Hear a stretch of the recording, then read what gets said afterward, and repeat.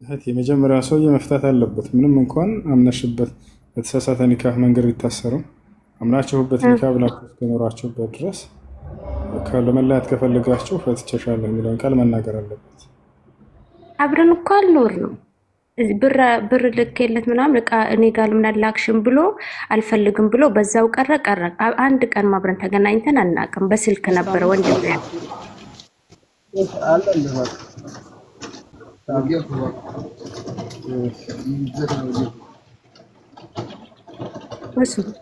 እህት ፈትቼሻለሁ ማለት አለበት። እሺ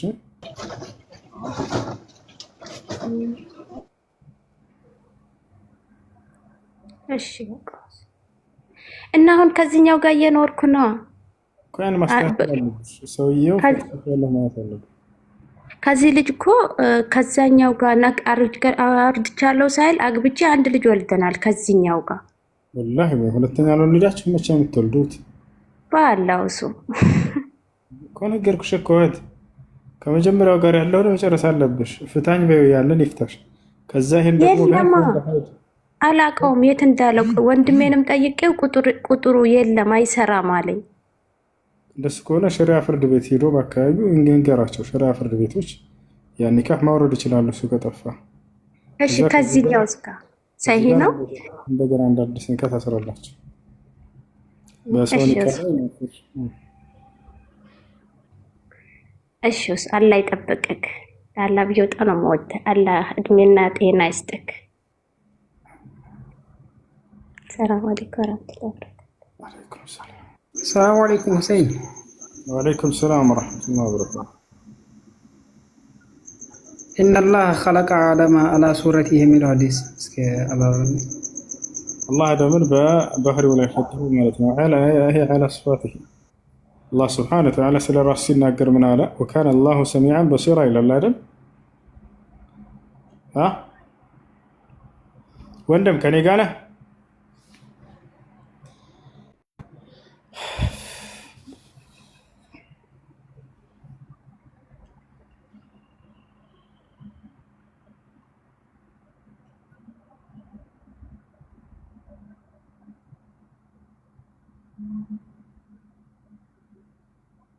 አይሰማም እንዴ? ከኔ ጋር ነህ? ሄሎ እሺ፣ እየሰማህ ከሆነ አዳምጡ። እሺ إن الله خلق آدم على صورته ማለት على صفاته በባህሪው ላይ ፈጠረው ማለት ነው። ያ ማለት ምን ማለት ነው? አላህ እንደሚሰማ ሁሉ አዳምንም የሚሰማ አድርጎ ፈጠረው። አላህ እንደሚያይ ሁሉ አዳምንም የሚያይ አድርጎ ፈጠረው ማለት ነው። ያ እንጂ በእርሱ በቅርጹ አላህን ይመስላል ማለት አይደለም። እሺ አስገባቸው፣ በተራ አስገባቸው። አድሚኖች እኔ አይደለሁም አስገባቸው። አድሚኖች በተራ አስገባቸው።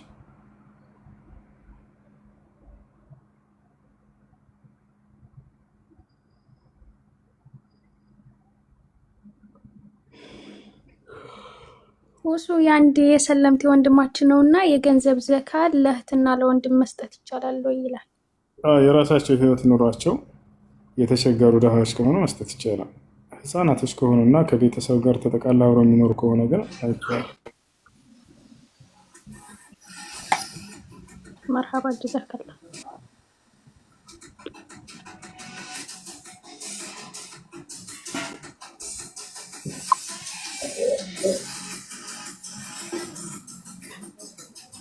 አሰላሙ አለይኩም። ወአለይኩም ሰላም። እሱ እንዴት ነህ? ሰላም ነው? ሰላም ነው አልሐምዱሊላህ።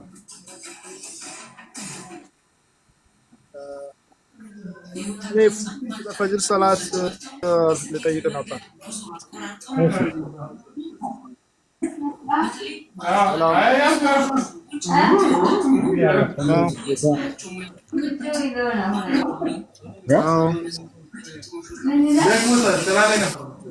ይሰማል? ሰው አስገብታቸው የሚረብሽ ቦታ ከሆነ ወይ ይሰማል? ይሰማል? እሺ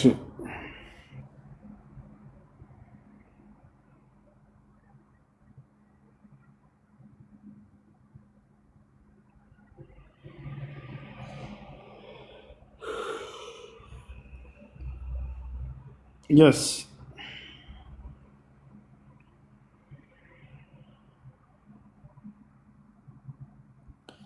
700,000 ገብተናል። 700,000 ገብተናል። ጉዞ ወደ 1 ሚሊዮን። ቅዱሳን 700,000 ገባን። ምን ልጋብዛችሁ?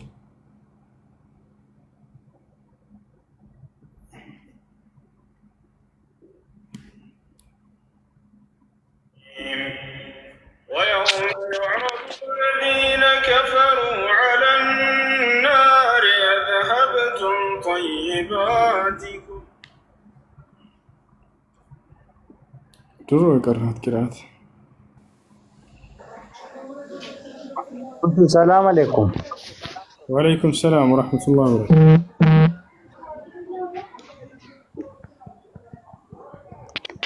እንትን አንድ ጥያቄ ነበረኝ። እኔ የሆነ ክርስቲያን ጠይቆኝ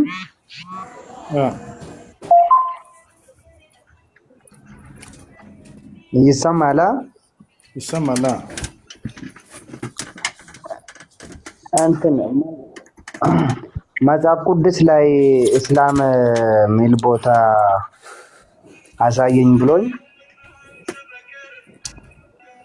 ምዕራፉን አጣሁት። እዛው ነው ረዘም ይላል።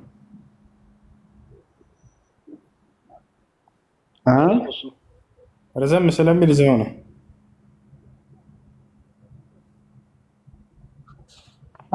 ለመምጣት እንትን አይልም ታውቃለህ። ስራ ቦታ ነው እንትን ምለኝ። እኔ ደግሞ የቤት ስራ አድርግልኝና እነግርሃለሁ ብዬው ነበር እና ከዚህ በፊት የነበሩት ነቢያቶችም ወደ ሀጅን ሲያደርጉ ምናምን ባለፈው አይቼ ነበርና ጠፋብኝ። ታውቃለህ ሁለቱ በጣም ጥያቄ ሆኖብኛል።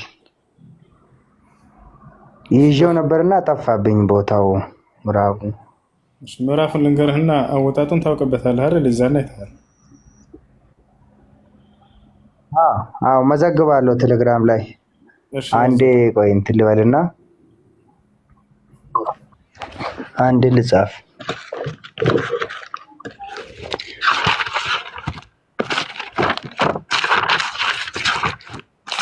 አሁን ንገረኝ።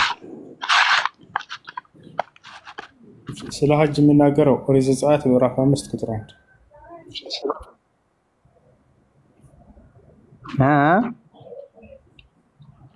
ኦሪት ዘጸአት ምዕራፍ 5 ቁጥር 1 ምዕራፍ 5 ቁጥር 1 ቁጥር 1 እሺ እሺ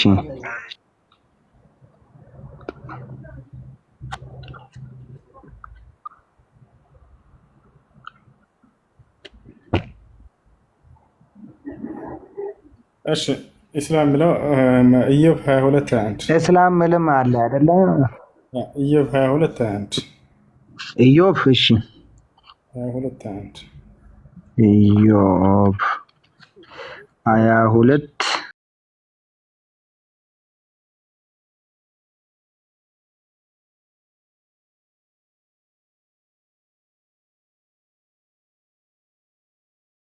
አለው። አይሽ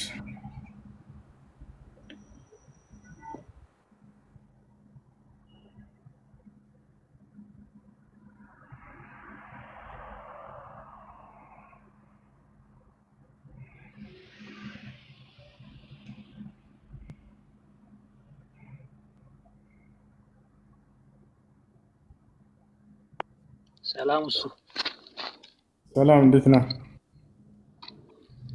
አማን ነው አለ አልሐምዱሊላህ። ሰላም እሱ እሺ ክርስቲያን ነኝ። ጥያቄ ልጠይቅ ነበር። እሺ ጥያቄ ምንድን ነው?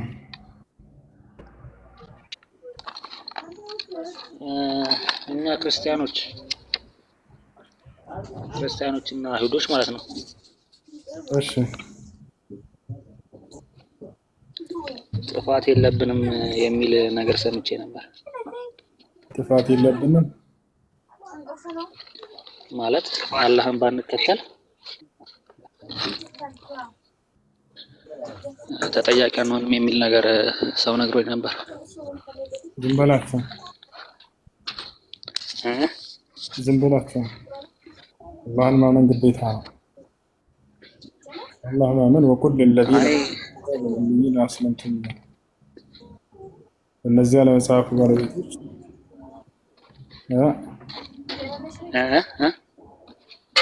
እነዚያ ለመጽሐፉ ባለቤቶች ለይሁድና ለክርስቲያኖች ስለሙ በላቸው ይላል። ፈኢን አስለሙ ፈቀድ ኢህተደው ከሰለሙ በእርግጥም ቀናን ጎዳና ተመሩ። ወይም ተወለው ፈኢነማ ዐለይከል በላግ እንዲህ ካለ ግን በአንተ ላይ ያለበት ግዴታ ማድረስ ነው፣ ቅጣቱ በእኔ ላይ ነው ይላል። እሺ ኦኬ። አይ እነሱ የጠቀሱት ጥቅስ እሱን አልነበረም። እስኪ አንተ ማወቅ የፈለከውን ጥቅስ ንገረኝ፣ ችግር የለም። ጥቅሱን አውጣ እንዳትል ያደራል። በጣም ሽራፍ እሺ፣ እኔ አውጣለሁ። አንተ ሀሳቡን ብቻ ንገረኝ። ሀሳቡ ምንድነው?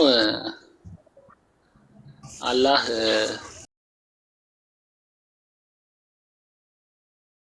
የወደደውን ያቀናል፣ የወደደውን ደግሞ ያጠማል የሚል ሀሳብ አለ መሰለኝና ያንን ሀሳብ ተንተርሰው ነው እነሱ ያወሩት። አይ ይሄ ስለዛ አይደለም ስለዛ የሚናገር አይደለም። የወደደውን ካቀና የወደደውን ካጠመመ ደግሞ ያጠመማቸው ክርስቲያንና አይሁዶችን ስለሆነ ስለዚህ እነሱ ተጠያቂ የሚሆኑበት ምክንያት ምን አለ የሚል ሀሳብ ነው የሚያነሱት። እሺ ላስረዳ። አንደኛ አምላክ አላህ ሱብሓነሁ ወተዓላ ሙስሊም ሆኖ ብሎ አዟል። ሙስሊም ሆኖ ብሎ አዟል። አትካዱ ብሎ ደግሞ ከልክሏል። ነቢያቶችም ይሄን አስተምረዋል። የወደደውን ያጠማል፣ የጠላውን ደግሞ የወደደውን ያቀናል ሲባል ጊዜ ምን ማለት ነው? ቅኑ መንገድ የሚፈልጉ ሰዎችን ቅኑ መንገድ ይሰጣቸዋል ነው። ገብቶሃል አይደል? ያ ማለት በራሱ ጥረት ነው ሰው ቅኑ መንገድ የሚያገኘው። እዛኔ ግን አንተ ጥሩ መንገድ ፈልገህ ከመጣህ ይሰጣል። ተቻለ አይደል? አልገባኝም። ቅኑን መንገድ ወለዲነ ጃሃዱ ፊና ለነህዲየነሁም ሱቡለና ይላል። እነዚያ የእኔን ቅኑ መንገድ ማግኘት የሚፈልጉ ሰዎችን እኔ መንገዱን እመራቸዋለሁ ማለት ጥረት የሚያደርጉ ገብቶሃል። ለምሳሌ ሰውየው እስላምን እስኪ ላንብብና ልረዳ ብሎ እውነትን ፈልጎ ይመጣልና ይህን ሰውዬ አላህ ሱብሓነሁ ወተዓላ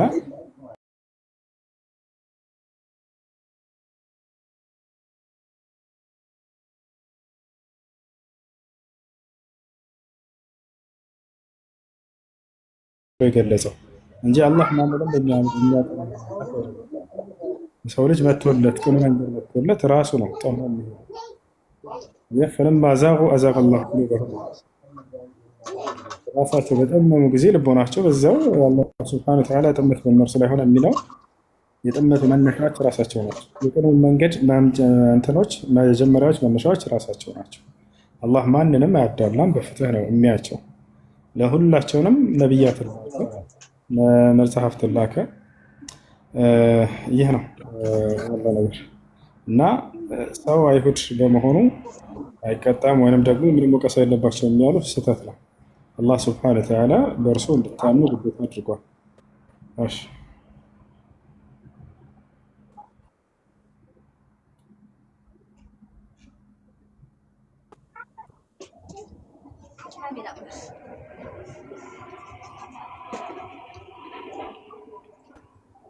السلام عليكم وسو. وعليكم السلام ورحمة الله وبركاته. እየተሰማ ነው እሱ? አዎ ይሰማል። ኦኬ። አይ ሰውየው ራሱ ኦልሬዲ ፈልጎ ወደ አላህ መንገድ ከሄደ ፍለጋውን ከቀጠለ ሰውየው አገኘው ነው የሚባለው ወይስ አላህ ገለጠለት ነው የሚባለው? አላህ ሱብሓነሁ ወተዓላ ያ ሰውዬ አገኘ ይባላል። የእርሱ ጥረትም እንዳለ ሆኖ ቀድሞ አላህ ደግሞ በዚያ ላይ ያግዘዋል። የእርሱ ጥረት ይጨምርለታል ነው እንጂ ሰውየው ነው ፈልጎ የሚያገኘው። እገዛ ይጨምርላል። ወለዚነ እህተደው ዛደሁም ሁደን አለ። እነዚያ ቅኑ መንገድን የተመሩትን ቅናቻን እጨምርላቸዋለሁኝ አለ። ኦኬ። ለዚህ ሀሳብ ደግሞ ማጠናከሪያ አድርገው የሚያቀርቡት ሌላ አንቀጽ አለ፣ ጥቅስ አለ። አንቀጽ የሚለውን ልተውና ኢየሱስ አልመሲህ ኢሳ እንደተሰቀለ መሰልንባቸው የሚል ጥቅስ አለ? ላ መሰለባቸው አይልም ተመሰለባቸው ነው የሚለው። ስለዚህ ከዛ ጋር ነው አገናኝ ከዛ ጋር ያገናኘው ነገር ምን ታውቃለህ? ኦልሬዲ ክርስቲያኖች እና አይሁዶች ኦልሬዲ ሊሰቅሉት ነበረ። ሊሰቅሉት የነበረው አምላክ አይደለም ብለው ነበር። በእናንተ አላውቅም፣ በክርስትና እንደዛ ነው። አምላክ አይደለም ነበር የሚሉት የነበረው አይሁዶች። ክርስቲያኖች ናቸው አምላክ ነው የሚሉት የነበረው። ስለዚህ ኦልሬዲ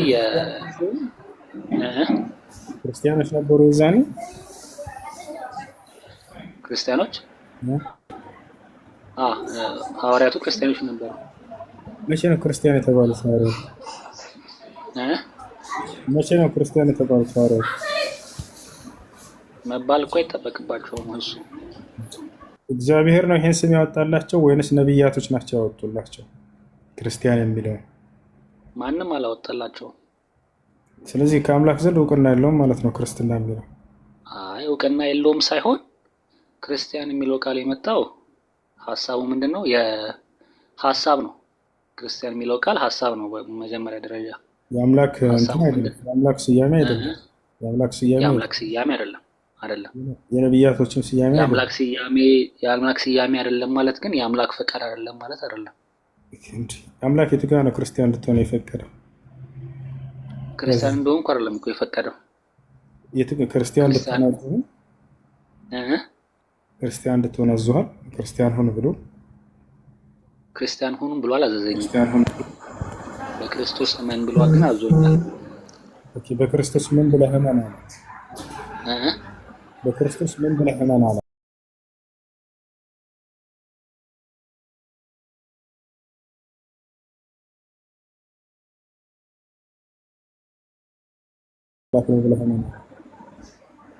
ኦኬ፣ ጥቅስ ቁጥሩን ነው የምፈልገው ሐሳቡን ነው የምፈልገው? ቁጥር ላይ ብዙ አይደለም። እሺ፣ ችግር የለም። ሐሳቡን ነገር ነው። ሐሳቡ ለምሳሌ አልፋና ኦሜጋ ነው ይላል መጽሐፍ ላይ። አልፋና ኦሜጋ ማለት ነው መጀመሪያና መጨረሻ የሌለው ማለት ነው። ክርስቶስ መጀመሪያና መጨረሻ አለው የለውም? ኦኬ፣ ድንግል ማርያም ማለት ስለሌለው ነው እኮ አልፋና ኦሜጋ ነው የተባለው። ስለሌለው ነው። ቢኖረው ኖሮ አልፋና ኦሜጋ ነው አይባልም ነበር። እነሆ ትጸንሻለሽ፣ ወንድ ልጅንም ትወልጃለሽ፣ ክብርን ትወልጃለሽ ይላል። እሱ በሰውነቱ ነው። ኦኬ፣ ስለዚህ አሁን ስለ መለኮት ሌላ ስለ መለኮት እናወራለን። ፍጹም ሰው ፍጹም መለኮት ነው የሚባለው ለዛ ነው። የለም እንደሱ ግን መጽሐፍ ቅዱስ ላይ የለም። እሺ፣ ክርስቶስ ግን አሁን እኮ አወራን። እሱ አልፋና ኦሜጋ ነው የሚለው ስለ መለኮትነቱ ነው የሚያወራው። መወለዱ ደግሞ በበረት ተወልዶ በእናቱ እቅፍ ማደጉ ደግሞ ሰውነቱን ያመለክታል። ስለ አምላክነት የሚያወራ ነገር የለም። እሱ ጋር አልፋና ኦሜጋ ማለት አልፋና ኦሜጋ ለሰው ይሆናል እንዴ? እሱ አዎ ይሆናል። ለማ አልፋና ኦሜጋ ለሰው ይሆናል? ችግር አለ እንዴ? እሺ አርግልኝ እስቲ። ዕብራውያን መጽሐፍ ቅዱስ ይዘሃል? አዎ ይዣለሁ። ማውጣት እንዴት እንደምችል ባላውቅም ይዣለሁ።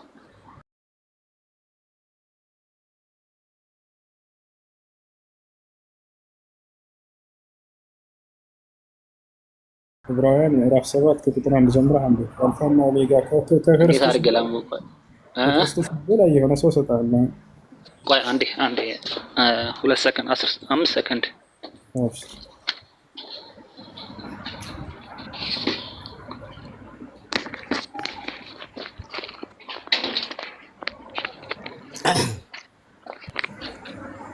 እሱ እስከዚያ ድረስ ልቀጥል እኔ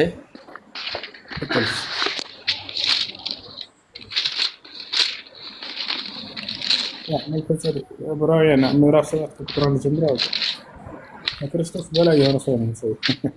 ይሄ ሰውዬ ነው የምር ስላሴ ተደርጎ መያዝ አለበት። እንዳይሳቅቅ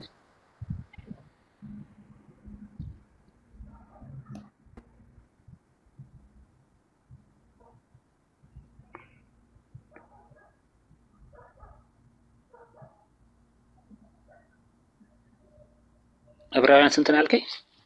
ዕብራውያን ምዕራፍ 7 ስንት?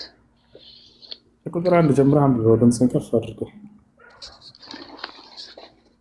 የሳሌም ንጉሥና የልዑል እግዚአብሔር ካህን የሆነ ይህ መልከ ጸዲቅ አብርሃም ነገሥታት ገድሎ ሲመለስ ከእርሱ ጋር ተገናኝቶ ባረከው።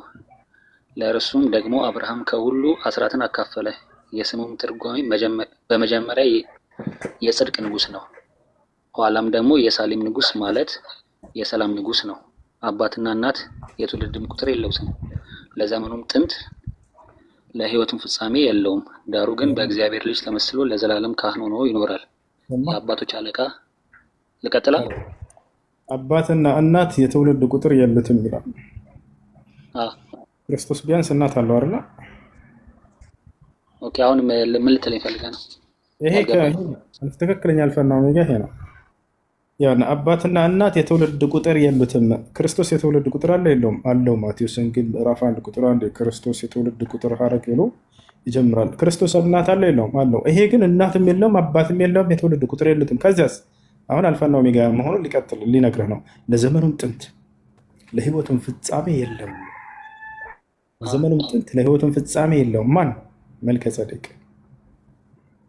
አምላክ ነው አይደለም? ነው። እኔ እኮ ምን ኖርማል እኮ እኔ ያልኩትን የሚደግፍ ሀሳብ ነው እያወራ ያለው እሱ። ማን ነው ያልኩትን የሚደግፍ ሀሳብ ነው እያወራ ያለው እሱ። መልከ ጸዴቅ ለዘመኑም ጥንት ለሕይወቱም ፍጻሜ አምላክ ነው አይደለም? አምላክ ነው። መልከ ጸዴቅ አምላክ ነው። መልከ ጸዴቅ የተባለው እኮ ክርስቶስ እኮ ነው። ለዛ እኮ ነው። የቱ ጋር ነው እንደሱ የሚለው? መልከ ጸዴቅ ማለት ምን ማለት ነው? የቱ ጋር ነው ኢየሱስ ነው የሚለው? እሺ ከመጀመሪያ ጀምሮ እናንብበው። እንደዛ ከሆነ እንድገመው። መልከ ጸዴቅ ያለው የቱ ጋር ነው? ኢየሱስ የሚለው ቃል በቃል ካላገኘው አይሆንም። እሱ ነው መልከ ጸዴቅ የሚል እዚህ ሌላ አካል እየጠቀሰልህ ነው። ይህ አካል ኢየሱስ ክርስቶስ የእግዚአብሔር ልጅ ነው አይደለም? ኢየሱስ ክርስቶስ የእግዚአብሔር ልጅ ነው አይደለም? ልጅ ነው። ልጅ ማለት ምን ማለት ነው? አሁን ሌላ ርዕስ አትቀይርና ኢየሱስ የእግዚአብሔር ልጅ ነው አይደል? ልጅ ነው። ይሄ ግን መልከ ጸዴቅ የእግዚአብሔር ልጅ ሳይሆን እንደ እግዚአብሔር ልጅ ተመስሎ ይኖራል የሚባል የተባለ አካል ነው። ኢየሱስ ነው ካልከን እናመሰግናለን። ክርስቶስ የእግዚአብሔር ልጅ ነው አይደለም ማለት ነው። ምክንያቱም ምን ይላል? ዳሩ ግን በእግዚአብሔር ልጅ ተመስሎ ለዘላለም ካህን ሆኖ ይኖራል። ልጅነቱን ቀማው ማለት ነው። ክርስቶስ ነው። ይሄ ሰውዬ ነው። አልገባኝም። ሎጂኩ አልገባኝም። እንዴት እንደሆነ አልገባኝም። እሱ ሎጂክ ነው። የዚህ ቃሉ ላይ ያነበብኩት ነው። በመጀመሪያ የጽድቅ ንጉሥ ነው፣ ኋላም ደግሞ የሳሌም ንጉሥ ማለት የሰላም ንጉሥ ነው። አባትና እናት የትውልድም ቁጥር የሉትም። ኢየሱስ እናት አለ የለው? አለው። የሰላም ንጉሥ የተባለው ማን ነው? ክርስቶስ ነው አይደል? ቆይ አንዴ ጥያቄችን እሱ አይደለም። እናት አለ የለውም? ክርስቶስ አለው። በምን? በሰውነቱ አለው። ይሄ ሌላ ነው። እናት የለውም እያለ ነው እኮ። በሰውነት በአምላክነቱማ የለውም። አምላክነት የለውም ክርስቶስ ሲጀመር አምላክነት የለውም። ኢየሱስ የለውም ካለንማ ይሄን እንዴት እንተረጉመዋለን? ይሄ ስለሌላ አካል ነው የሚናገረው ያልኩ ነው። መልከ ጸዴቅ ስለማን ነው? ስለማን ነው? መልከ ጸዴቅ ማን ነው? ያው እና መልከ ጸዴቅ ማለት ምን ይላል? የሳሌም ንጉሥ የልዑል የእግዚአብሔር ካህን የሆነ ይህ መልከ ጸዴቅ የተባለ አብርሃም ነገሥታትን ገድሎ ሲመለስ ከእርሱ ጋር ተገናኝቶ ባረከ ይላል። ይሄ መልከ ጸዴቅ። ስለዚህ ይህ አካል እናት የለውም ይለናል። ክርስቶስ ግን እናት አለው። እናትም አባትም የሌሉት አካል ነው። ይሄ እሱን እንኳን አልካድኩም። እሱ አባትና እናት ሲጀመር አባት የለውም፣ እናት አለው። ይሄ ግን እናት የለውም። አልካድኩም። እናት የሌለው እኮ በአምላክነቱ እናት የለውም ነው እያልኩ ያለሁት እኔ ደግሞ። ይሄ ክርስቶስ ነው የምትል እናንተ ከምን ማስረጃ ይዘህ ነው? ማን ነው ክርስቶስ ነው ብሎ የሰላም አባት ክርስቶስ ነው ብሎ ይፈታልህ ማለት ነው? የሰላም አባት የሰላም አለቃ የሚል ቦታ አለ። ሌላ ቦታ የሰላም አለቃ ተብሎ የተጠራው ክርስቶስ ነው። የቱ ጋር ነው ክርስቶስ የሰላም አለቃ ነኝ ያለው? በጣም ጥሩ መጣ። እሺ ማስረጃ ልትለኝ ነው አሁን አይደለ? ቁጥር ልትለኝ ነው። እሺ ሌላ ጊዜ እንዲህ ተዘጋጅቼ ልምጣ። እሺ አሁን ግን ወደ ቶፒኩ እንመለስ።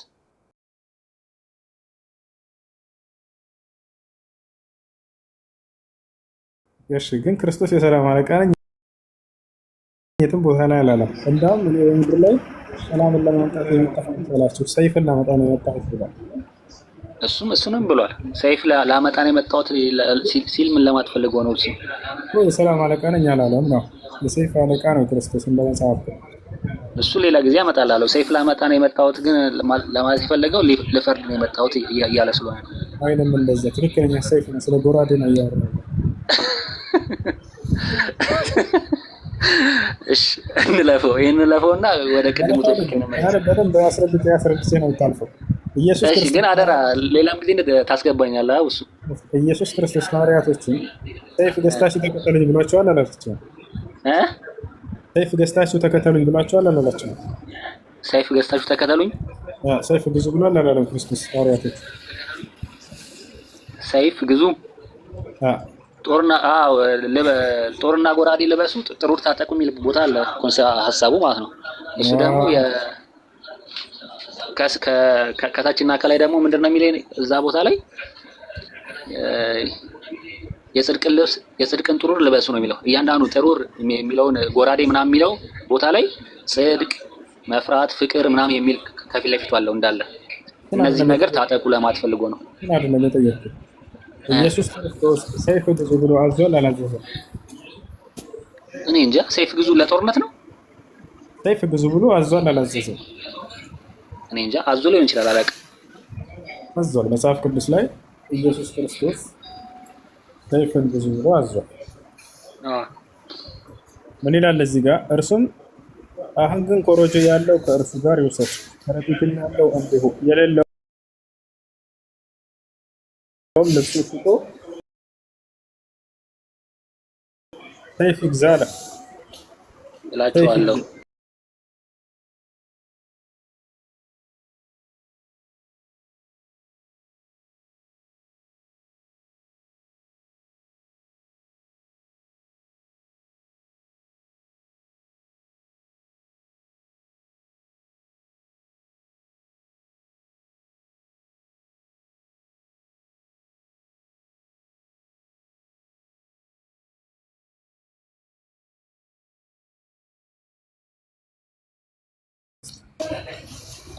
ኦኬ እሺ 2:36 በጣም የሚገርመው ህፃናቶችን አስገድሏል አይደል ኢየሱስ ክርስቶስ።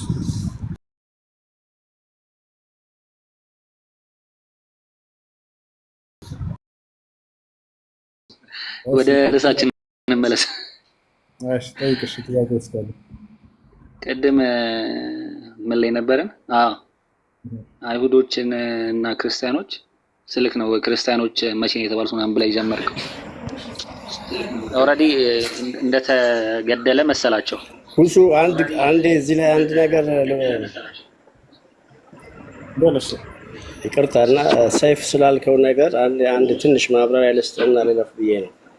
ጥያቄ ያለኝ ጥያቄን ቀጥዬ አቀርብልሃለሁ፣ ግን ስለ ሰይፉ ማብራሪያ ልስጥ ብዬ ምክንያቱም ኢየሱስ ክርስቶስ በሰይፍ የተቆረጠውን ጆሮ የመለሰ አምላክ ነው እንጂ በሰይፍ ያላመኑትን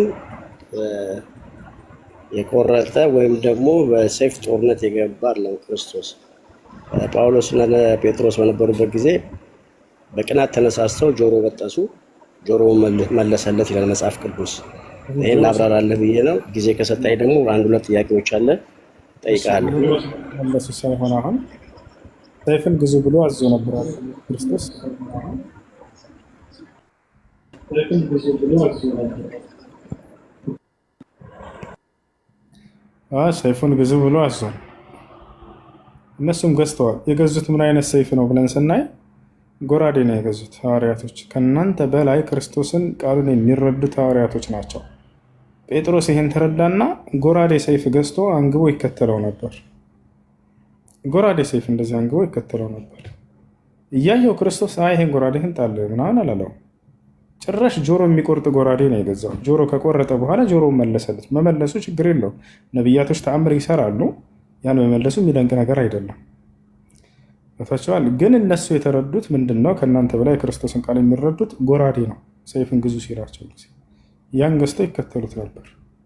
በጣም የሚያሳዝነው ግን ሊይዙት በመጡ ጊዜ ፈሪሳውያኖች አምልጣሉ፣ ነኩት። ሁላቸው ሊይዙትን በመጡ ጊዜ አለ ሁሉም ደቀ መዝሙር ጥለውት ሸሹ ይላል። ብቻውን እስኪቀር ድረስ አመለጡ። አንድ ነበር ብቻውን የቀረ፣ እሱ ግልድሙን ጥሎ ሄደ ይላል።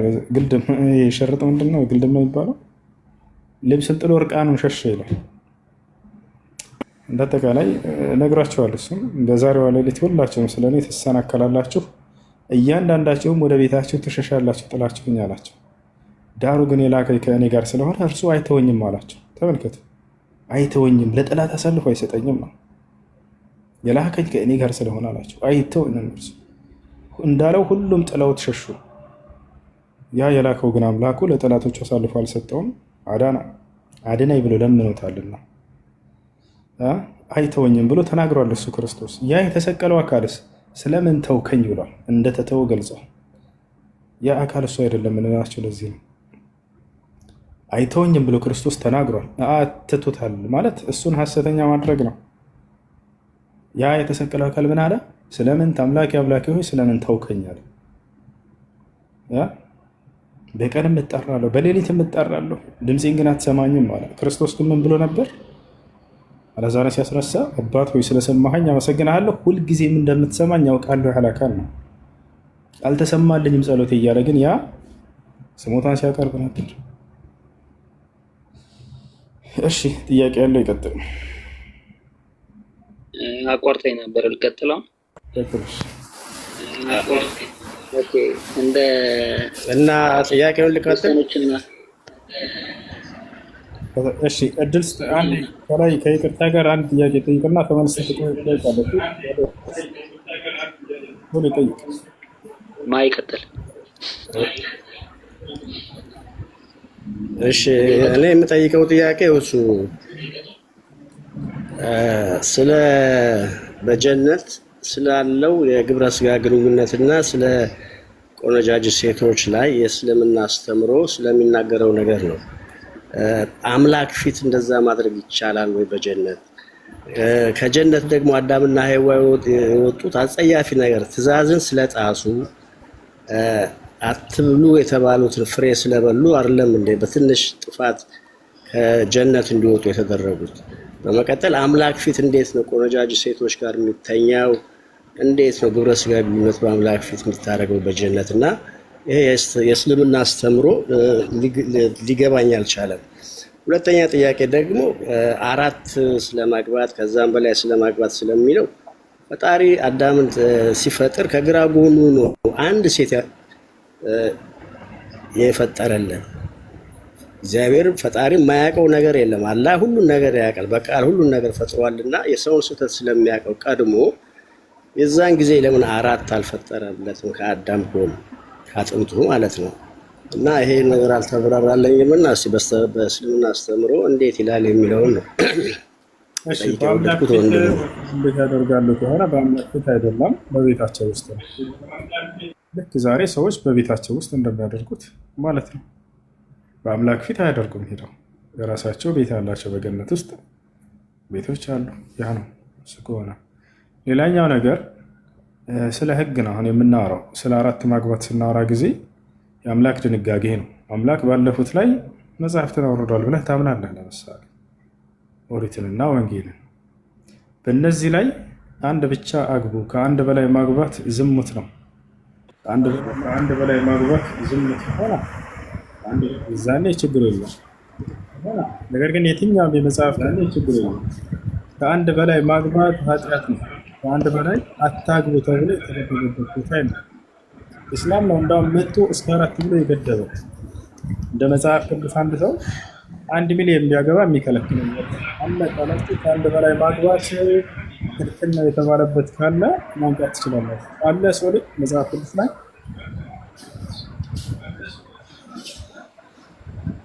ካለ መጽሐፍ ቅዱስ ላይ ከአንድ በላይ አታግቡ የሚል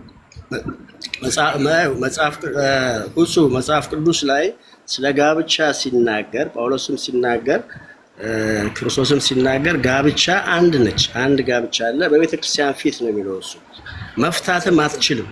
ዝሙት ካላደረገች ባለቤትህ መፍታት አትችልም ወይ ካልሞተች።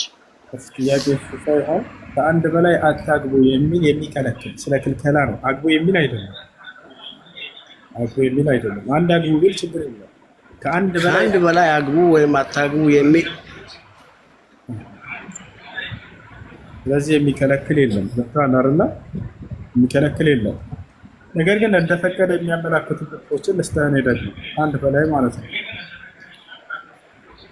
ከአንድ በላይ እንደሚፈቅድ ጥቅሶችን ልስጥ። መጽሐፍ ቅዱስ ላይ እግዚአብሔር አንድ ሰው ሁለት ሚስት ቢኖረው አልተቆጣም። እንዳውም ሁለት ሚስቶችን እንዴት ማስተዳደር እንዳለበት ህግና ስርዓትን አውጥቷል።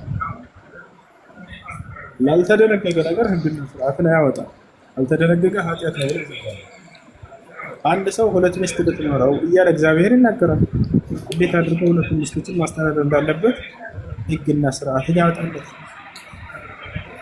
አይደለ? ይህ ከአንድ በላይ ያልተከለከለ መሆኑን የሚያሳይ ነው። እንዳውም የተፈቀደ መሆኑን ያሳያል። የተፈቀደ ህግና ለተፈቀደ ነገር ነው ህግና ስርዓትን የሚያወጣና ማለት ነው። እሺ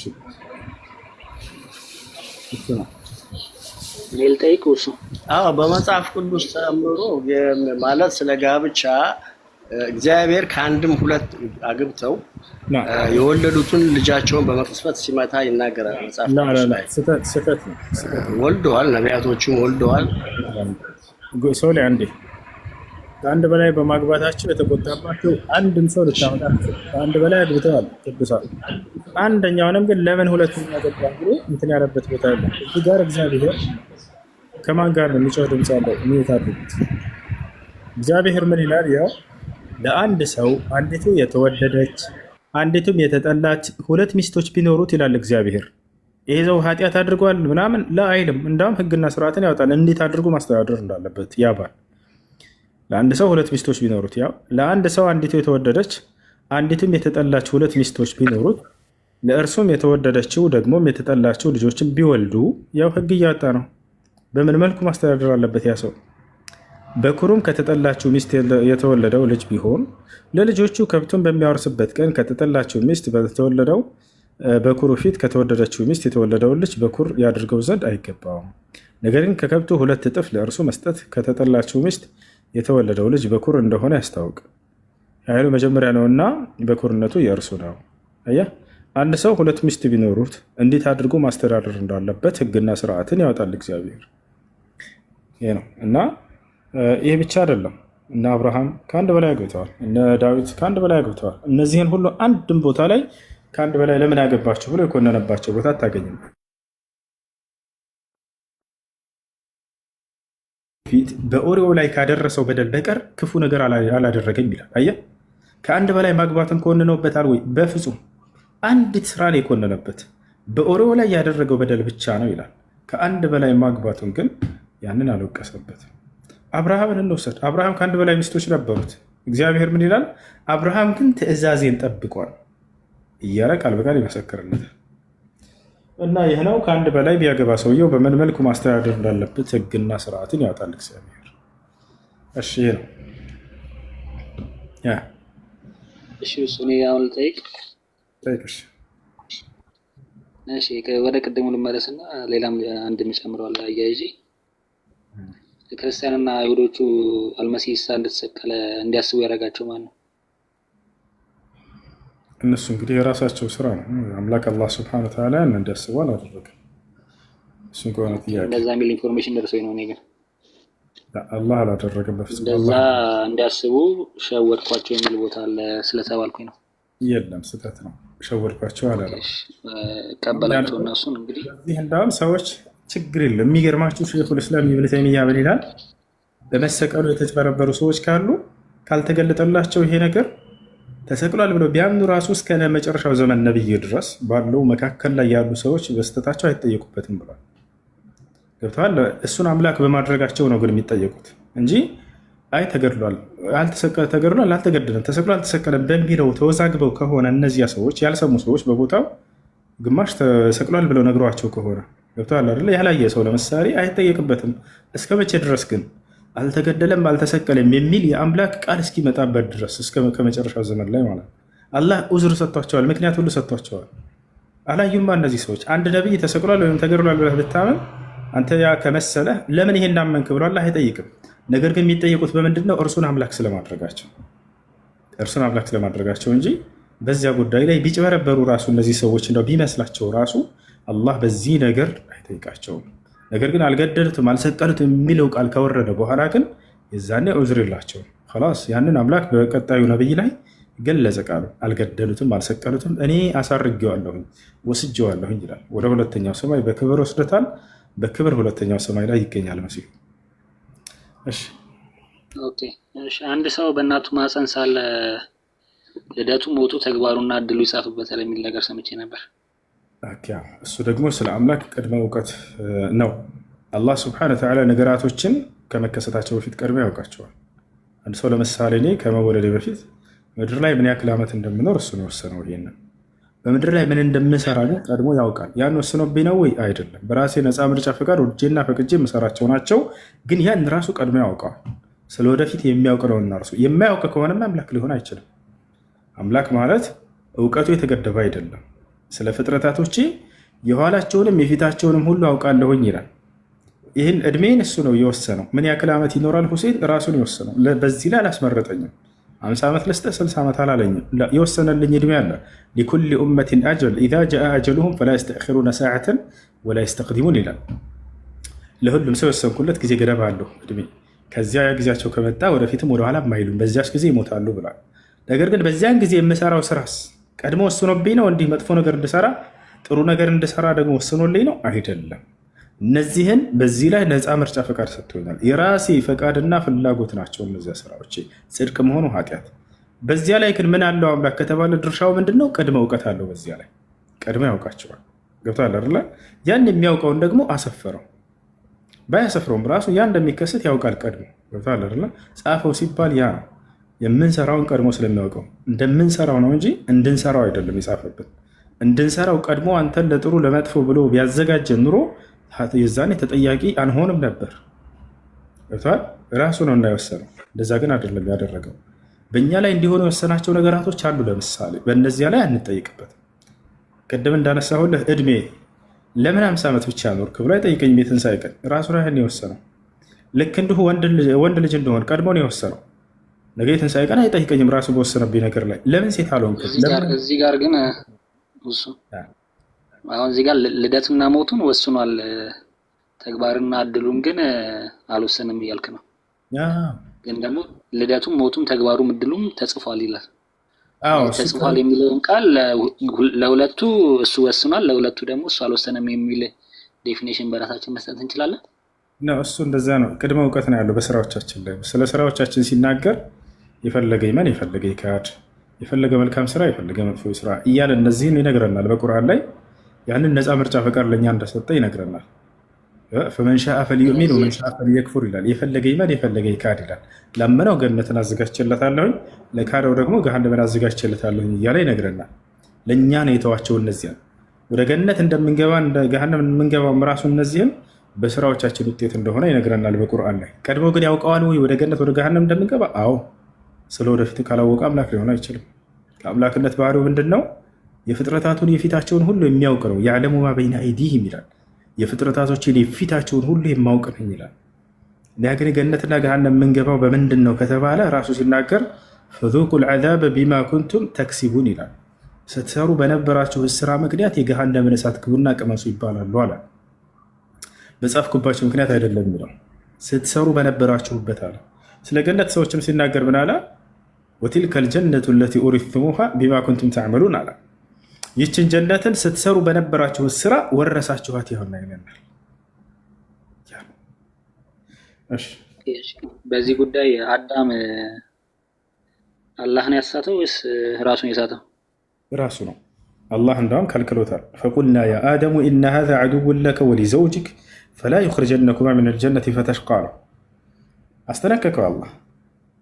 ሰሂህ አልቡኻሪ 6614 ታወጣልኛለህ? ማውጣት ስለማልችል ነው። ችግር የለውም። ሙሳና አደም ያደረጉት ወሬ ነው አይደል? ባጭሩ والذين يبيتون لربهم سجدا وقياما ስለ ቅድመ እውቀቱ የሚያወራ ነው። ስለ ቅድመ እውቀቱ በዚያ ነገር ላይ አላህ ቀድሞ ማወቁን ያን ነው አላህ ጻፈብኝ እያለ እየተናገረ ያለው። ቅድም ከጠየቀው ጋር አንድ አይነት ጥያቄ ነው፣ ግን ለውጣለህ እኮ እዚህ ጋር አሁን ምን ታውቃለህ? ጥቅሱን የጻፍኩበት የማስታወሻ ያዝኩበት ምክንያት ለምን ያጠመመው አላህ ነው የሚል ኮንሰፕት ስላለው ነው። እንደዛ አይልም። አላህ ያጠመመው አይደለም የሚለው። እሺ ለማንኛውም ላንብብልህ። እንደዛ አይደለም። ከ40 ዓመት በፊት ጽፎበታል የሚል ኮንሰፕት አለው። لا أتلمني على أمر قدره كتبه الله علي قبل أن يخلقني ب40 سنة السنة يالك هلتنا الله እኔን ከመፍጠሩ ከ40 ዓመት በፊት በጻፈብኝ ነገር ላይ ይላል። መጽሐፍ ሲባል ቅድም እንዳስረዳሁ ነው። ስለ ፍጥረታቶቹ ስለሚሰሩት ነገር ቅድመ እውቀት አለው። ያንን ደግሞ ቀድሞ አስፈሮታል። አለማድረግ ይችል ነበር ግን ቢፈልግ ያው ቢፈልግ አላህ አሁን እያለ አጠቃላይ ምድር ሰው ከፈለጋቸው ቢፈልግ አማኝ አድርጋቸዋል እያለ ይነግረናል እኮ። መላእክቶችን ለምሳሌ አማኝ ብቻ አድርጓቸዋል። ከሃዲ የለም። አዳም ቢፈልግ አለማድረግ ይችል ነበር። አዳም ቢፈልግ አለማድረግ ይችል ነበር። ለራሱ የተሰጠው ነፃ ምርጫ ፈቃድ ነው። ተጽፎበታል። ኦልሬዲ ተጽፎበታል። የሚቀድመ እውቀት አለው አላህ ማለት ነው እያልኩ ነው። ያን የሚያውቀውን ደግሞ አሰፈረው ማለት ነው። እንዲሰራ ሳይሆን የተጻፈበት እንደሚሰራ ነው። እንዲሰራና እንደሚሰራ የተለያዩ ነገር ናቸው። እንዲሰራ ጽፎበት በነበር የዛኔ አዳም ነፃ ምርጫ ፈቃድ የለውም። የአላህ በቃ ውሳኔ ነው። የዛኔ ይቀበላታል። ያችን እንደሚሰራ ከሆነ ግን ወደፊት እንደሚሰራ አላህ ቀድሞ ያውቀዋልና ያንን በእውቀቱ መሰረት አድርጎ ነው ያሰፈረው።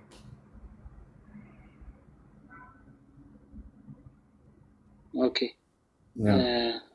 አላህ ለገሃነም ቃል ገብቷል የሚል ጥቅስ ነበረኝ። አዎ ለአምለአነ ጀሃነመ ሚነል ጀነቲ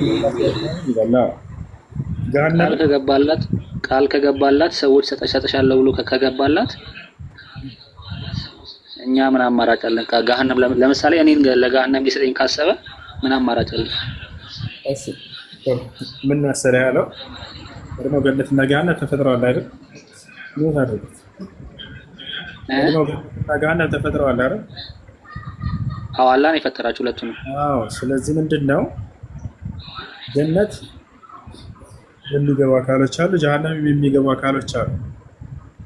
በታል እነዚህ አካሎች አላህ ሱብሓነሁ ወተዓላ እንደየስራቸው ነው የሚያስገባቸው እያለ እያንዳንዳቸው ይሞላታል። ያንን ግን አላህ ሱብሓነሁ ወተዓላ ወደ ጀሃነም እንዲሄዱ ወስኖባቸው ነው ወይ አይደለም? አንድ አይነት ጥያቄ ነው የጠየቀን በሀገራችን። ጀሃነም የሚገቡት ምን አይነት ሰዎች ናቸው ታዲያ ወደሚለው ስንመጣ ጊዜ ቁርአን ይነግረናል። አላህን ክደው ኃጢአትን የሚያደርግ አካሎች ናቸው። ገነት የሚገቡትስ አላህን አምነው የእርሱን ትእዛዝ የሚፈጽሙ ናቸው። ማን ገነት ይገባል ማን ገሃነም ይገባል የሚለውን ተናገረ። ስለዚህ ሰዎች ገሃነም ይገባሉ ብሎ ቀድሞ ቢናገር አምላክ እነዚህንማ ወስኖባቸዋል ማለት ነው አይደለም። ገሃነም ይገባሉ ብሎ አለ መጽሐፍ ቅዱስም ላይ እንደዚህ አይነት ነገር ታገኛለህ። ገነትን ይገባሉ ገሃነምን ይገባሉ ብሎ ቢናገር በዚያ ነገር ላይ ወስኖባቸዋል እንዲሄዱ ወደዚያ ማለት አይደለም። አላህ ሱብሓነሁ ወተዓላ ገነትና ገሃነምን ያዘጋጀው ለማን እንደሆነ ይናገራል። ኡዒደት ሊልካፊሪን ይላል፣ ለካህዲያኖች ተዘጋጅታለች ይላል። ኡዒደት ሊልሙተቂን እኔን ለሚፈሩ ሰዎች ተዘጋጅታለች ይላል። ስለ ጀነት ወደዛ እንደማልገባ እንዴት አውቃለሁኝ ላልከው ያውና እርሱ ነገረህ በቃሉ ላይ እኔን ላመነና እኔን ለተገዛ ሰው ገነትን አዘጋጅቼለታለሁኝ አለ። በዚህ መንገድ መገኘት ብቻ ነው አንተ ቢጠበቅብህ፣ አያስገባም። አላህ በቁርአን ላይ እነ ለዚነ አመኑ ወዐሚሉ ሷሊሓት ለሁም ጀናቱ ነዒም ይላል። እነዚያ በእኔ አምነው መልካምን የሰሩትን የገነትን ጸጋ አስገባቸዋለሁኝ አለ። ያው እንደማያስገባህ ከዚህ ትረዳለህ። አምነህ የእርሱን ህግና ስርዓት እየጠበቅ ትኖራለህ። አይ እኔን ለካዱ ሰዎች ወሊለዚነ ከፈሩ ቢረቢሂም ዐዛቡ ጀሃነም አለ። እነዚያ እኔን ጌታቸውን አላህን ለካዱ ሰዎች የገሃነም ቅጣት ተዘጋጅቶላቸዋል አለ። አለመካድ ማለት ነው። ከገሃነም መራቅ ከፈለክ ገነት መግባት ከፈለክ በአላህ ማመን ያመኑ ሰዎች ወደ ገነት እንደሚሄዱ ቃል በቃል ተናግሯል። አንድ የመጨረሻ ጥያቄ ልጠይቀውስ? እሺ ማለት አንድ ጥያቄ ጠይቄ ከዛ በሱ ላይ ተመስርቼ እጠይቃለሁ። አንተ ገሃነም የምትገባው መንግስተ ሰማያት የምትገባው? እኔ ሙስሊም ወደ ገነት ነው የሚገባው። አላህ ቃል በቃል በቁርአን ላይ እነዚህ ያመኑ ሰዎች ወደ ገነት ይገባሉ እያለ ይናገራል። ግን አላህ ካለ ነው። አላህ ካለ ብሏል እኮ በቁርአን ላይ አለ እኮ እነዚህ ያመኑትን ገነት አስገባቸዋለሁ ብሏል። ኦኬ አመሰግናለሁ። ኦልሬዲ አላህ ካለ የሚለው ቁርአንን ስለሰጠክ በቁርአን መሰረት እገባለሁ እያልከኝ ነው። ያው አላህ በቃሉ ላይ በእኔ አምኖ መልካምን የሰራን ገነት አስገባዋለሁኝ ብሏል። ኃጢአት ምንም ኃጢአት ከሌለብህ ነው የምትገባው ወይስ እንዴት ነው የምትገባው? ምንም ኃጢአት ከሌለብህ። የሰው ልጅ ኃጢአተኛ ነው፣ ኃጢአት ይሰራል። ኃጢአት ከሰራህ ደግሞ ንስሐ የሚባል ነገር አለ። አምላክ አላህ ይቅር በለኝ ብላችሁ ለምኑኝ እምርላችኋለሁኝ አለ። አንድ ሰው ኃጢአትን ከሰራ ወዲያው እስትግፋር ማድረግ አለበት። እስትግፋር ያደርጋል። አምላክ ያላህ ሆይ ከኃጢአቴ ይቅር በለኝ፣ ኡድዑኒ አስተጅብ ለኩም ይላል። ለምኑኝ እሺ እላቸዋለሁኝ አለ። ወኢኒ ለገፋሩን ሊመን ታበ ይላል። ወደ እኔ ንስሐ ላደረገ ምርለታለሁኝ አለ። እሺ ንስሐ ሳያደርግ ከሞተስ? ሰውየው ሳያደርግ ቢሞት አላህ ስብሐነ ወተዓላ ይህን ሰው ወይ ይቅር ይለዋል፣ ወይ እንዳው ቢቀጣ እንኳን በዛቸው ባለችው ጥፋት ልክ ይቀጣና ወደ ገነት ተመላሽ ነው። ስለዚህ በምድር ላይ በአብዛኛው እኔ ስገምት ንስሐ ሳይገባ ነው ብዙ ሰው የሚሞተው ስገምት። እኔ ያንተ ግምት ነው። ስለዚህ የኔ ግምት ነው እሱ። እንደ በእኔ ግምት ተው፣ በአብዛኛው እንኳን ባይሆን ጥቂቱ 25% 30% እንኳን ንስሐ ሳይገባ ባይሆን ጥቂቱ በአላህ እጅ ነው ያለው ማለት ነው። ኦልሬዲ መግባት አለመግባቴ ሁሉም ሰው እኮ በአምላክ እጅ ነው ያለው። አንተ ገነት መግባት በአምላክ እጅ ነው ያለው አይደል? ነው ለኛ እንደዛ አይደለም። እሱን በሌላ ጊዜ እናወራለን ወይ አይደለም? አንተ አሁን ገነት እንደምትገባ እርግጠኛ ነህ? ብትክድ እስከዚህ በኋላ ብትክድስ ማለት አምላክህን ብትክድ ከካድኩማ ኦልሬዲ ይሄኛውን ስክር ሌላ ማምንበት አለ አይደል? ስለዚህ አንተ እንደምትገባ እርግጠኛ አይደለህም ማለት ነው። ልትክድ ትችላለህ። አይ ከመካድ ባሻገር ባለው ነው እያወራን ያለ ነው። ከመካድ ባሻገር ባለው እሱ ነው የምናወራው። ነገር የሚጨውድብዛል። ስለዚህ አንተ እርግጠኛ አይደለህም ማለት ነው። ልትክድ ትችላለህ ገነት ስለመግባት አይደል? ልክድ ከካድኩኝ አልገባም። ኦብቪየስሊ ከመካድ ባሻገር ስላለው ነው እያወራን ያለ ነው ብዬ ነው። ስለዚህ ልትክድ ትችላለህ። ስለዚህ እርግጠኛ አይደለም። እርግጠኛ እንዳትሆን እገባለሁ ብለህ ሙስሊምም ይሄን ቃል ሲናገር ጊዜ ብዙ ጊዜ አላህ ካለ እገባለሁ የምትል ቃል አንስተሃል። ይሄን የሚለው ለምን ይመስልሃል? ምናልባት ፍጻሜ በክህደት ላይ ሊሆን ይችላል አላውቀውም እና እያለ ነው ሙስሊም። ገብቶሃል አይደል? ያን ከማለት አንጻር እንጂ አሁን ላይ ሙስሊም በመሆንህ ጀነት ትገባለህ። አሁን ሙስሊም የሆነ ሰው ጀነት እንደሚገባ ቃል ገብቶልናል። ለዚህ ነው ነቢያቶች ተወፈኒ ሙስሊመን እንድንል ያስተምሩናል። ተወፈኒ ሙስሊመን አደራ አምላክ ያላህ ሙስሊም አድርገህ ግደለኝ ይሉ ነበር ነቢያቶች። በሌላ መንገድ ላይ ከሞቱ ወደ እሳት እንደሚሄድ ይታወቃልና። ገብቶሃል? ስለዚህ የመጨረሻውን ሰው ያውቃል ወይ? ወደፊት የሚኖርበትን ህይወት አያውቅም። ያንን በዚያ ላይ አላህ ካለ የሚለው ያንን መሰረት በዚያ አንጻር እንጂ አሁን ባለበት ሁኔታ ላይ ከተባለ ሙስሊም አላህን እየተገዛ እስካለ ድረስ ወደ ጀነት እንደሚሆን ቃል በቃል በጣም በርካታ ቦታ ላይ በቁርአን ላይ አለ። ስለዚህ አንተ እንግዲህ ስገምት ከልጅነት ጀምሮ ሙስሊም ነበርክ። እኔ ደግሞ ከልጅነት ጀምሮ ክርስቲያን ነበርኩኝ። አሁን መጨረሻ ላይ ሄደን አንተ 80 ዓመት ሲሞላክ ብትክድ ልክ እንደ ካድክ ብትሞት፣ እኔ ደግሞ 80 ዓመት ሲሞላ ልክ አምኜ ብሞት እስልምና ፌር ነው? ሰውየው አምላኩን ከካደ ወደ እሳት ይሄዳል። ካዲያኖች ነው ሄደ ወደ ገሃነም ሄደ። ግን ልፋቱ ሁሉ መናቀር አይደብርም? ሰውየው አስቀረ እኮ ራሱ በራሱ ጊዜ አይን ያልፈልግም በቃ ብሎ ካደ፣ ሸነጠጠ አምላኩ። ኦልሬዲ እሺ፣ ቀደም ያልኩ ነገር አሁን ነው የሚመጣው። የተጻፈልህ ቢሆንስ መካድ ቢሆንስ መጨረሻ ላይ የተጻፈልህ የሚባል የተጻፈው ያ ማለት በራስህ ነፃ ምርጫ ፍቃድ የምትሰራው ነው የተጻፈው። ቀድሞ እኮ የጻፈብህ ነገር አይደለም። አምላክ ስላንተ ስራዎች ሁሉ ጽድቅ የሚሆኑ ኃጢአት ያንተ ፈቃድና ፍላጎቶች ናቸው። እነዚህ የራስህ ነፃ ምርጫ ፍቃድ ናቸው። ለዚህም ነው አምላክ አላህ የፈለገ ይመን የፈለገ ይካድ ያለው። ወስኖትማ ከሆነ ቀድሞ እንደዚህ አይልም ነበር። እሺ ለዚህ ምሳሌ ልስጥህ። ሰሂህ ሙስሊም 6436። እሺ ሐሳቡን አንሳው። ሐሳቡ ምንድነው? የሆነ ልጅ ሞተና በልጅነቱ እንደተወለደ ወይም በልጅነቱ እነዛ ሞተና አይሻ ልጅ እድለኛ ነው አግኝቻለሁ ልንገርህ፣ እድለኛ ነው ልጁ ገባ በቃ ገነት ምናምን ነገር ስትላቸው ለመሐመድ የጀነት ወፎች መካከል ምናምን ስትለው እሱ ደግሞ በምን አወቅሽ ላይገባም ይችላል አላት። ምክንያት ስትለው ላይገባም ይችላል አይደለም ያሉት ህፃናቶች ወደ ጀነት እንደሆኑ መጀመሪያ አስተምረው ነበር። አሁን ሻም እዚያ ጋር ያረሟትን ነገር ልንገርህ። ያ ልጅ ወይ ልንገርህ ያረሟት ነገር አይሻ የሆነ ሐዲስ መሰረት አድርጋ ነው የተናገረችው። አንድ ሐዲስ ላይ ምን አሉ? ነብዩ ሰለላሁ ዐለይሂ ወሰለም ቀድመው ምን ብለው አስተምረው ነበረ? አጥፋሉል ሙስሊሚን ፊል ጀና ብለዋቸው ነበር። ሙስሊም ህፃናት ልጆች ቢሞቱ ወደ ገነት ነው የሚሄዱት ብለው ተናግረዋል። ገብቷል? ይሄ ልጅ ደግሞ ስታየው እናታችን አይሻ ህፃን ልጅ ነው። ያን ሐዲት መሰረት አድርጋ ሙስሊም ህፃናት ልጆች የጀነት ናቸው የሚለውን ይሄ ልጅ የጀነት ነው ብላ ቀድማ ተናገረች። አየህ ምንድነው የአይሻ ስህተት እዚህ ቦታ ላይ? አየት ስህተት ነሽ ይሄ ልጅ የእሳት ነው አላሏትም ነብዩ ሰለላሁ ዐለይሂ ወሰለም። የአይሻ ስህተት ምንድነው ከተባለ ተዕይን አሁን ነብዩ ሰለላሁ ዐለይሂ ወሰለም ቀደም የመጀመሪያው ሐዲት ላይ ያልኩ የተናገሩት በጥቅል ነው። በጥቅል ይሄ ማንኛውም ህፃን የጀነት ነው ብለዋል አይደለ? በተናጠል መናገሯ ነው ስህተቱ። በተናጠል ልጅ በሞተ ቁጥር ጎረቤትህ ሂደህ ልጅሽ የጀነት ነው አይባልም። እንደዚህ የጥቅላዊ ፍርድና ነጠላዊ ፍርድ አለ። ነብዩ ሰለላሁ ዐለይሂ ወሰለም ያስተማሩት ምንድነው? ጥቅላዊ ፍርድና ያስተማሩት ያ ማለት ህፃናቶች የገነት ናቸው አሉ። ልክ ለምሳሌ ሙስሊሞች የገነት ናቸው የሚል ቃል ጥቅላዊ ፍርድ አለ አይደለ? ከኔ ጋር አይደል? ሙስሊሞች የገነት ናቸው የሚል አለ። አይ ምንድነው አልገባኝም። ችግር አለ ልዩነቱም ግልጽ ነው። በጥቅላዊ ፍርድና ነጠላዊ ፍርድ የሚባል ነገር አለ።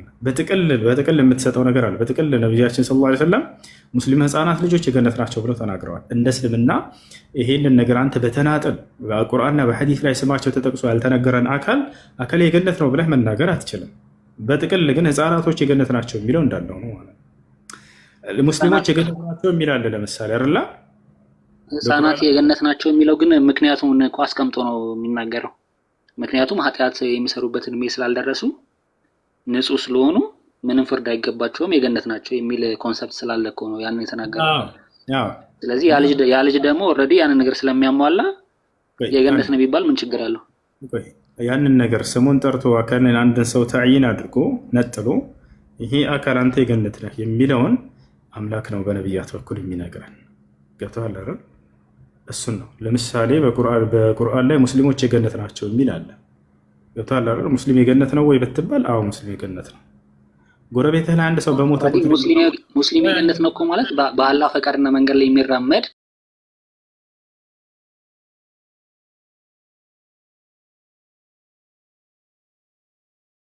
የገነት ነው ለማለት ተፈልጎ ነው።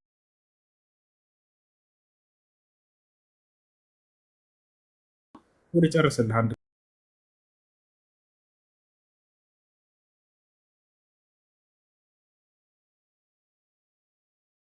ጊዜ ሰለም አቡበክር ፊል ጀና ብለውናል። አቡበክር የገነት ነው ብለውናል አይደል? እሱን ነጥለን አቡበክርማ የገነት ነው እንላለን። ስሙን ተነጥሎ ያልተነገረንን አካል ግን እኛ ይሄን አካል እየሄድን እየነጠለን አንተ የገነት ነህ አንተ የገነት ነህ ሰው በሞተ ቁጥር ይሄ አምላክን መሽቀዳደም ይባላል። እና እዚህ ጋር መሽቀዳደሟን እንጂ በነጠላ መናገሯን እንጂ የወቀሱባት በጥቅሉ ሙስሊም ህፃናት ልጆች የገነት ናቸው የሚለውን እራሳቸው ናቸው ቀድማ ያስተማሯት እና መስቀዳደሙን ነው እንትን ያሏት ያረሟት። አይ በአባታቸው ወገብ ሳሉ የሚል ነገር ተነስቶ ነበረ። በአባታቸው ወገብ ሳሉ ለገነትና ለገሃነም ፈጥሯቸዋል የሚለው ጥያቄ ነው የጠየቀው። በጣም ብዙ ሐዲሶችን በዚህ መንገድ ልታመጣቸው ትችላለህ። መጀመሪያ ያስረዳው በቂ ነበር። በአባታቸው ወገብ ሳሉ የሚለው ወደፊት የሚሰሩትን በሚኖሩበት ጊዜ ቅድመ እውቀት አለው ፈጣሪ ማለት ነው። በአባታቸው ወገብ ሳሉ ያውቃል ወይ ምን እንደሚሰሩ? አዎ ያውቃል። የገነት የሆነው የገሃነም ያውቃሉ? አዎ ያውቃል። ያን ግን ቅድመ እውቀት እንጂ በዚያ ነገር ላይ ያለው እንዲሰሩ ለኃጢአት ቀድሞ አባታቸው ወገብ ሳሉ አዘጋጅቷቸዋል ማለት አይደለም። ታቻል ለጥሩ ይሄኛውን መርጦ አዘጋጅቶታል ማለት አይደለም። በፍጹም አምላክ እንደዚህ አላደርግም አላዳላም በሰዎች መካከል ይታላል። ቅድመ እውቀት አለው በዚያ ላይ ማለት ነው። በጣም በርካታ ሐዲሶች አሉ በዚህ መንገድ የመጡ የሁላቸውም ግንዛቤና መሰረት ይሄ ነው። ቀደር የሚባለው ነገር 4 ደረጃዎች አሉት። መራቲቡል ቀደር 4 العلم والكتابة والمشيئة والإيجاد والخلق كما يقال، أي أن الله سبحانه وتعالى علم الأشياء قبل حدوثها ثم كتب ذلك في اللوح المحفوظ ثم شاء ثم أوجده እነዚህ ናቸው። አምላክ ምድር ላይ የሚከሰቱ ነገራቶችን ሁሉ ቀድመ እውቀት ነው ያለው። እሺ በስራዎቻችን ላይ ማለት ነው። በስራዎቻችን ላይ ጽድቅ የሚሆኑ ኃጢአት ያንን ያወቀውን ደግሞ አሰፈረው ጽፎታል ሲባል ጊዜ እነዚህ ነገራቶች እንዲሆኑ አይደለም እያልኩኝ ነው፣ እንደሚሆኑ ስለሚያውቃቸው ነው። ያ ግን የሚሆነው በምንድነው? በራሳቸው በተሰጣቸው ነፃ ምርጫ ፈቃድ ነው። ገነትና ገሃነም የሚወሰነው በምንድን ነው ከተባለ ቀድሞ አንዱን ለገነት አንዱን ለገሃነም አዘጋጅቶ በፍጹም አይደለም። እንደ ስራቸው ውጤት ነው። ይሄን አላህ በቁርአን ላይ በርካታ ቦታ ላይ ተናግሯል። ለምሳሌ ፈዙቁል ዐዛበ ቢማ ኩንቱም ተክሲቡን ይላል። ስትሰሩ በነበራችሁ ስራ ጀሃነምን እሳት ቅመሱ ይባላሉ አለ። አየህ። ሌላ ቦታ ላይ ምን ይላል? ፈዙቁል ዐዛበ ቢማ ኩንቱም ተክፉሩን ይላል። ስትክዱኝ በነበራችሁበት ምክንያት የገሃነምን እሳት ቅመሱ ይባላሉ። ይህን የመካድን ነገር ጽፎባቸው ነው አይደለም። ፈመን ሻአ ፈልዩሚን ወመን ሻአ ፈልየክፍር ብሎ አውርዷቸዋል። በቁርአን ላይ ምን አላቸው? የፈለገ ይመን የፈለገ ይካድ ብሎ ነፃ ምርጫ ፍቃድ ሰጥቷቸዋል። ቅኑን መንገድ እንዲያሳዩቸው ይልቁንስ ነቢያትን መርጦ ላከላቸው፣ መጽሐፍን አወረደላቸው ከእዝነቱ የተነሳ። ይሄ የእምነት መንገድ ነው፣ ተከተሉ፣ አምላካቸውን እመኑ፣ እርሱን ተገዙ ብለው ነቢያት አስተማሩ። ይሄ ክህደት መንገድ ነው፣ ተጠንቀቁ እያሉ ደግሞ አስጠነቀቁ። የሰው ልጅ ነፃ ምርጫ ፍቃድ ተሰጠው፣ ራሱ ወሰነ። በራሱ ጊዜ የራሱን የመጨረሻውን እንትን የሚወሰነው በራሱ በሚሰራው ነገር ነው። የቀጣዩ የሆነ ዕጣ ፈንታ የሚወሰነው ምድር ላይ በሚሰራው ስራ ነው። ይሄ ነው። የመጨረሻ ጥያቄ ጠይቄ ልውረድ። በቃ እሱ አየሽ፣ የመጨረሻ እያልክ አደርክ። የመጨረሻ ይቅርታ። ሙስሊሞችም ገሃነም ይገባሉ ሲባል ሰምቼ ነበር። ገሃነም ገብተው ይወጣሉ?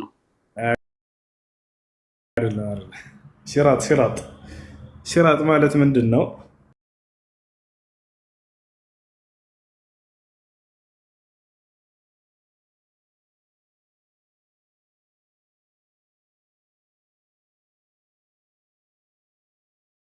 መካከል ደግሞ ገሃነም አለ።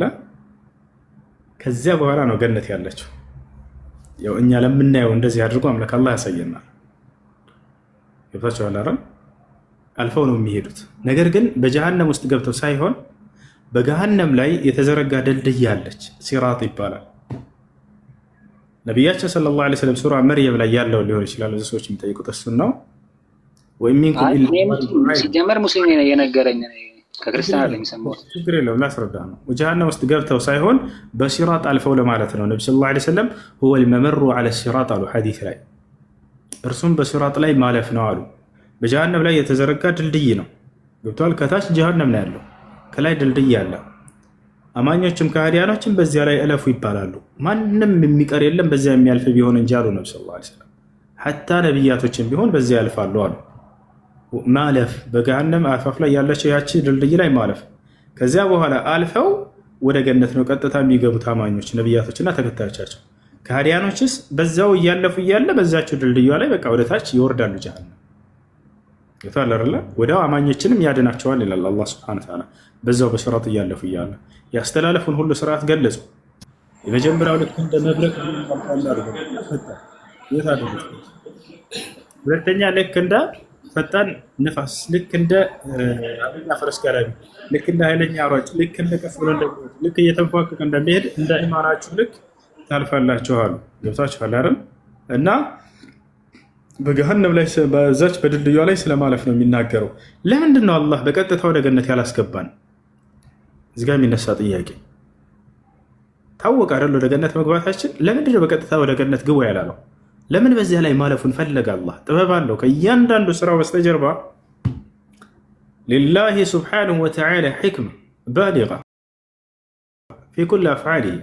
አላህ በከንቱ አንድ ነገር አያደርግም፣ ጥበብ አለው ከበስተጀርባው። ለምንድን ነው በገሃነም አፋፍ ላይ አልፈን ወደ ገነት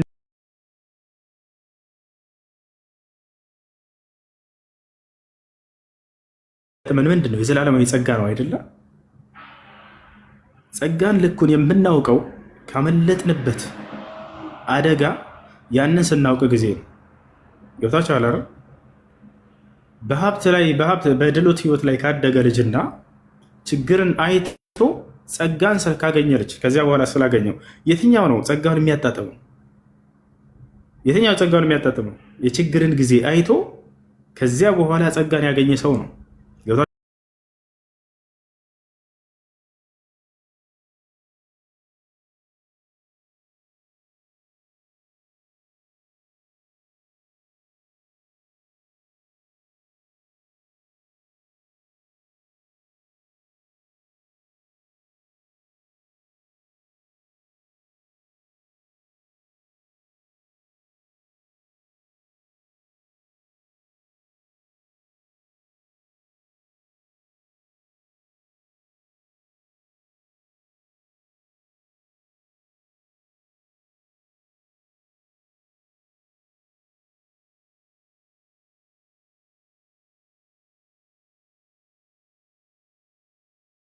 እንዳዳናቸው አላህ ሱብሓነሁ ወተዓላ ያውቁ ዘንድ የጸጋን ልክ የሚያጣጥሙት ካመለጡበት ቅጣትና አደጋ ሲያዩ ጊዜ ነውና ማለት ነው። ለዚያ ነው ያንን እንዲያዩት ያደረገው አላህ ሱብሓነሁ ወተዓላ።